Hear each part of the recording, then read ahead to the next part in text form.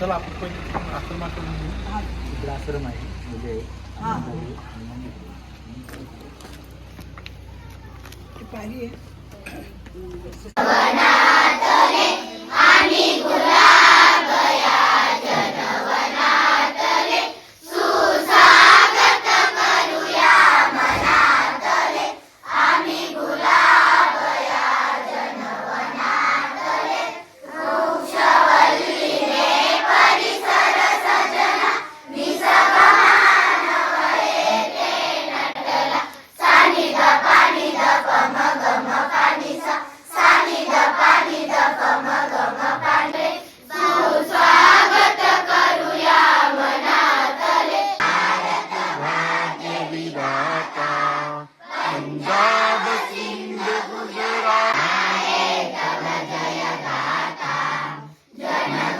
मंगलदायक जय हे भारत भाग्य विधाता जय हे जय हे जय हे जय जय भारत माता की भारत माता की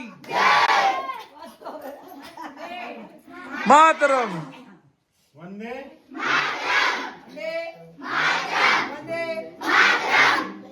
असे 5-6 आश्रम मी सांभाळतो माई असल्यापासून सुरुवातीपासून. आणि आता आपण जिथं बसलोय हा माईंचा सगळ्यात सुरुवातीचा पहिला आश्रम म्हणजे चिखलदरा ही माईंची कर्मभूमी म्हणजे सुरुवातच इथून झाली. घरून जेव्हा सासरच्यांनी हाकललं माहेरच्यांनी सुद्धा घरात घेतलं नाही तर मग आल्या कुठे चिखलदऱ्यात आल्यानंतर इथं या परिसरामध्ये काही लोकांच्या संपर्क आल्या त्यांची भेट झाली. माईंना असं वाटलं की हे लोकांनी जीव लावला सगळ्या लोकांनी. मग माईंना असं वाटलं अरे जिथं सासर जे आहे त्यांनी आपल्या घरातून हाकललं, ज्यांनी जन्म दिला त्यांनी घरात घेतलं नाही, हे तर कुठलेच आपले नाते होते की नाही. आणि हे आपल्याला आपलं मानतात, आग्रहाने जीव घालतात, विचारपूस करतात. माईने ठरवलं माई तर खरं जीव द्यायसाठी म्हणून चिखलदऱ्यात आल्या. पण नंतर असं वाटलं मग मरण्यापेक्षा या लोकांसाठी आपण जगू.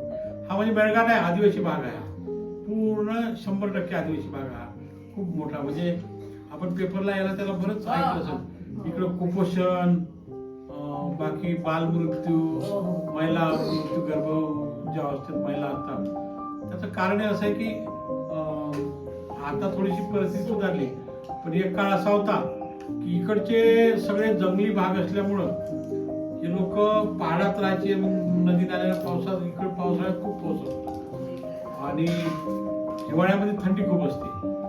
हे लोक जे आहे आपले सगळे मोलमजुरी करणारे लोक आहे.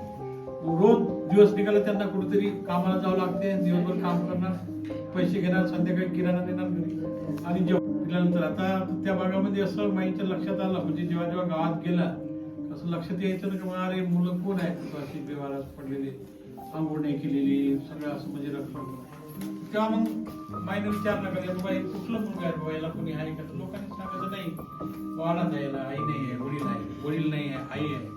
आमच्या भागामध्ये असा एक प्रकार आहे का जसं आई वडील जर वारले, आईनं दुसरं लग्न करून निघून जायचं.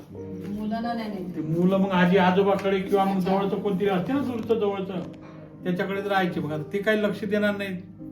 इकडे कसं तसंच समजा वडील वारले तर आईनं दुसरं लग्न करायचं आणि आई वारली तर वडिलांनी दुसरं. मग असे निघाल्यानंतर मग ते मुलं सगळे बेवारस सारखे राहायचे, कोण लक्ष देणार यांच्याकडे. आणि या भागामध्ये काका बाबा काय सगळे आपापल्या कामधंदे असल्यामुळे कोणाचा थांग पत्ता नाही.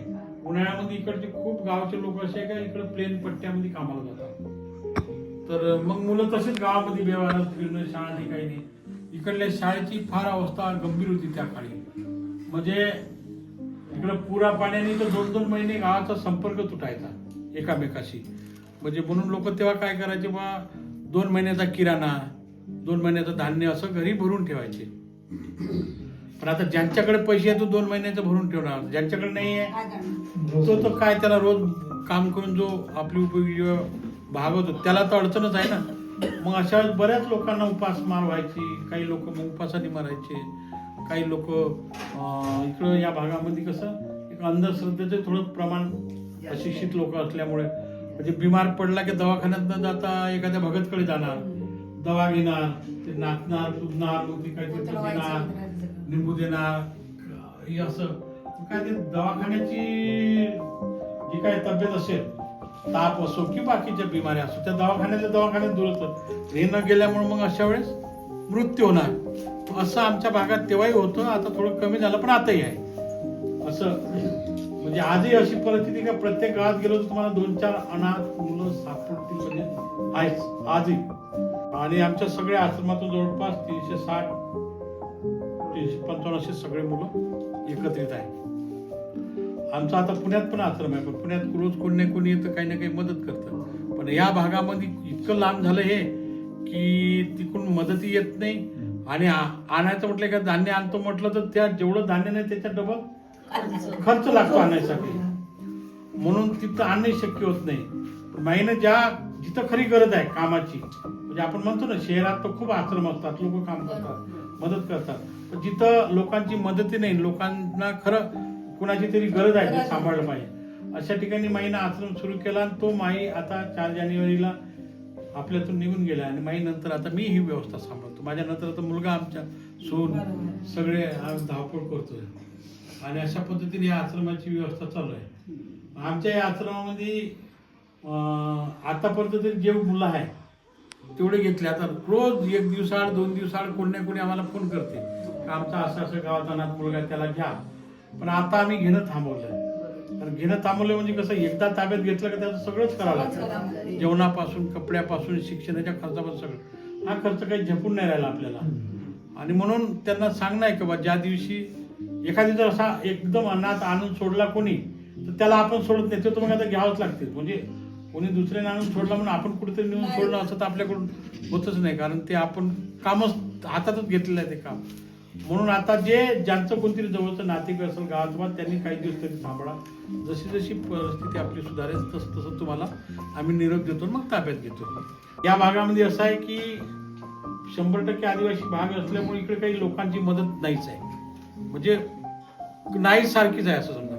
म्हणूनच मग जेव्हा सुरुवाती काळी लेकरं जेव्हा जमा झाले तेव्हा माईनं आम्ही असं ठरवलं की माई म्हणायची, अरे आपण जर इथं थांबलो लेकरे उपाशी मरतील आणि आपण उपाशी मरू याच्यासोबत, कारण आपण तर दुसरं काम करत नाही, त्याच्यामुळे आपल्याकडून 2 पैसे कुठे आपण मग करायचं कसं. तर माईनं तेव्हा मला सांगितलं का नाही आपण तू हे आश्रमाची व्यवस्था सांभाळ, म्हणजे मला सांगितलं की हे तू सांभाळ, मी आता लोकांपर्यंत पोहोचते. आणि म्हणून माई जेव्हा भाषण देतात म्हणते ना की बाबा भाषण दिलं की राशन मिळते, असं माईंचं नेहमी वाक्य असायचं. आणि मग माई कुठेतरी जायच्या, भाषण द्यायच्या. पण भाषण द्यायच्या आधी माईची आता ठीक आहे, आता लोकांना म्हणजे जवळपास बोलवताना वर्षभराच्या तारखा बुक असायच्या माईच्या.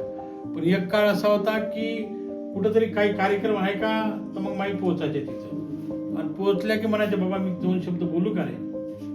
तर लोक माईंना म्हणायचे नको नको, आमचा कार्यक्रम ठरलेला आहे, आमचे वक्ते बोलणार आहे, तुम्ही काही मदत डिस्टर्ब करू नका, तुम्ही बसा ऐका. तरी माई म्हणायच्या 2 शब्द बोलू का, 2च शब्द, मी बाबा जास्त वेळ घेणार नाही. आणि मग एकदा आता मंदिर बाजाला एवढा आग्रह करत द्या बाबा, एकदा बोलायला सुरुवात झाली का माईच्या जिभेवर सरस्वती वास करायची. एकदा बोलत झाली का मग माई स्वतः म्हणायची बाबा थांबू का रे. लोक म्हणायचे नाही नाही बोला बोला बोला, आम्ही ऐकतो, बोला, बघून नंतर कार्यक्रम पण तुम्ही बोला. मग असं करत करत माईंना मग ते बोलायच्या, जेवढं बोलता येईल तेवढं. त्यातून लोक हे झाले की लोकांना आवाहन करायचे बाबा मी असं असं काम करते, मला तुम्ही सगळेजण मदत करा. आणि अक्षरशः पदर पसरून माई भीक मागायच्या, शेवटपर्यंत माई भीक मागितलं.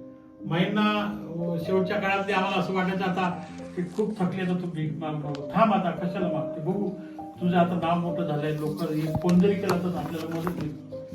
आई म्हणायची नाही मी तर भीक मागता मागून मोठी झाली, आज भीक मागता एवढ्या लेकराची आई झाली.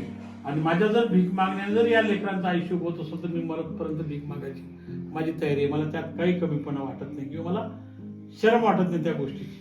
काय म्हणे माझी जिंदगीच ती आहे, मी करतेच सगळ्यांसाठी.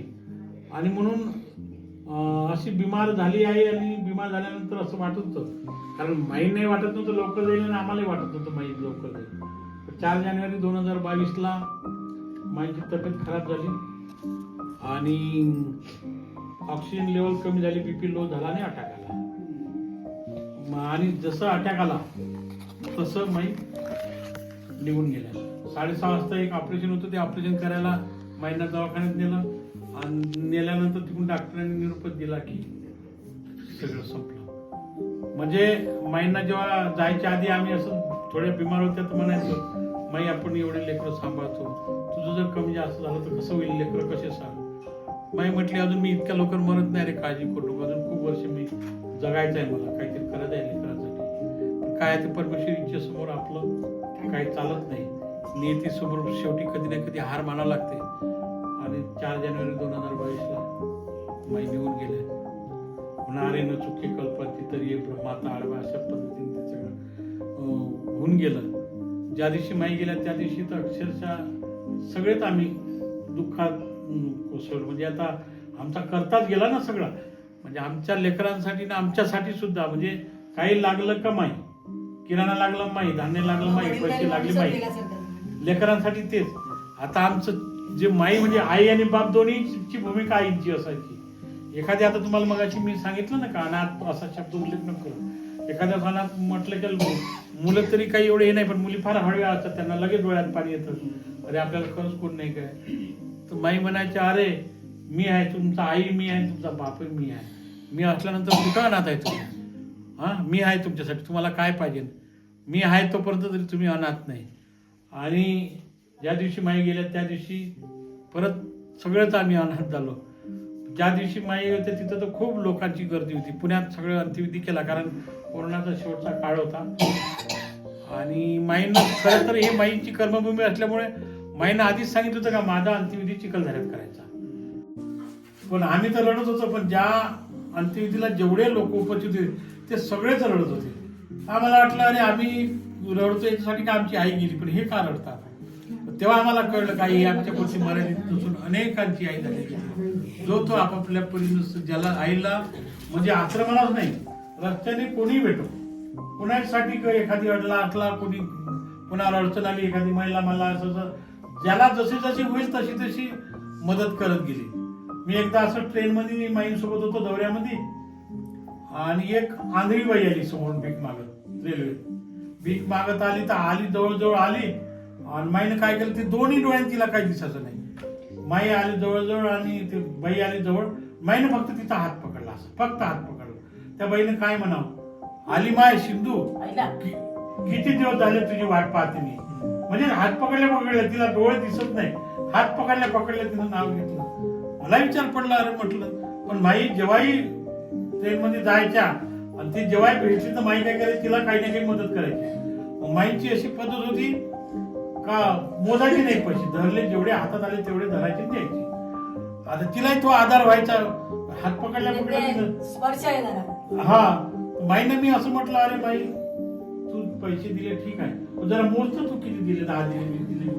माई म्हटली, अरे हे तुला माझं कुठं आहे, हे मला लोकांनी दिलेलं आहे आणि मी दुसऱ्यांना देत आहे, ज्या चांगल्यासाठी जो चांगलं हे आहे, ज्याला गरज आहे त्यांच्या. मग काय मोजाची गरज आहे, जे असेल ते माझं सुट आहे, हे सगळं लोकांनी दिलेलं, लोकांसाठीच करायचं आपल्याला, असं म्हणून ती माई देत राहायची आपापल्या पद्धतीनं.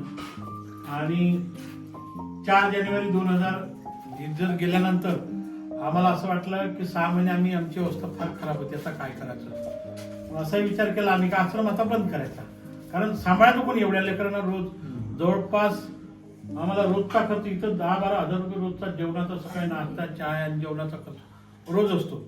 आता लेकरांना उपाशी ठेवू शकत नाही, खूप आम्हाला प्रयत्न करावा लागते. म्हणजे आज जेवलो, रात्री झालं का दुसऱ्या दिवशी परत दुसरं कसं होईल. आणि एखाद्या वेळेस जर थोडंसं कमी जास्त झालं तर रात्रभर आम्हाला जाऊ, कारण विचार पडतो कुठं आपण कमी पडलो. पण माई गेली तेव्हापासून कमी जास्त तो झालं, थोडंफार कमी जास्त येईल, पण उपास नाही पडला एवढं नक्की. रोज काही ना काही चालू आहे.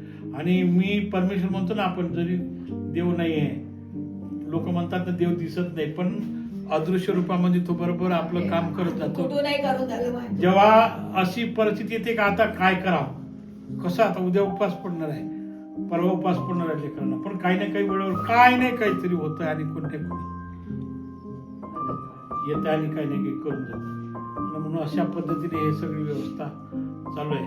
म्हणून तुम्ही आता आलात, इतक्या लांबून आलात, तुम्हालाही माहित नसेल माईंचा आश्रम इथं चिखलदऱ्यात आहे.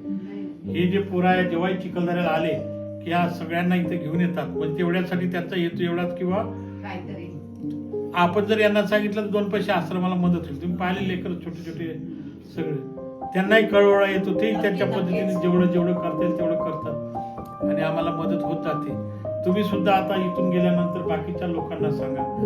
बरेचदा मी असा अनुभव घेतला, इथं आलेत लोक होत म्हणतात पण गेल्यानंतर सगळेच विसरून जातात, आपापल्या कामात लागतात. पण तुम्ही आपापलं काम तर शेवटी करायचंच आहे, पण ही थोडीशी जाणीव आपल्या लेकरांची, म्हणजे आपलंही कुठेतरी कोणासाठी देणं लागते असं म्हणून थोडंसं तुम्ही सगळ्यांनीच आठवण ठेवून गेल्यानंतर जेवढं जेवढं करता येईल, जेवढ्यांना सांगता येईल, जी मदत करता येईल तेवढी करा.